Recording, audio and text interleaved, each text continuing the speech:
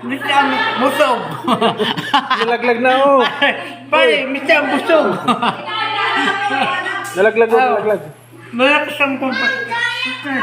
Pare. Ay, ano kay kuya? Pati spirit ko, din tayo mo kanya. Dapat ko, paano kayo ngayon? Apit yan. Kaya nyo kayo ba't natin dayan?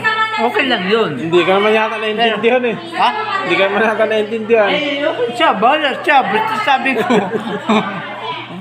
Basta basa mo yung kay Kwan, di okay lang yun. Ayos din. Kasama natin ang na. Pero okay, pare. Alam mo naman ate ko, sa po dyan. Kasama ko ng kundi. Kahit hindi ako magkundi ng pare, kasama ko yan dati. Lahat ng ginagawa ko dito, suportado ako ng tiya. Gawa ko lagi ang din eh. Akong laging ko ni tiya, ng mga katulog ng ko dito. Kaya malaking ano yun. Yung lahat na nagpa-premium. Ha?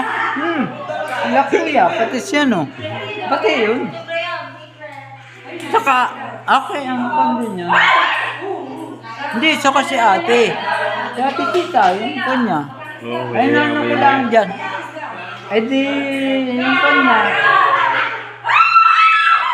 Ano yun? Kaya lang nga, hindi nga ako nagwang kanina. Inaano ko, sabi ko sa'yo kanina. Nahiya akong pumarti dyan sa kanina sa dito. Kasi, ano naman tayo. Sabi ko, pare, dami ko kaya ngayon nakakasal. Pero, ito nyo, kita mo sa torneo. Simple lang, di ba? Oh. Pero diba yan? Ate ko.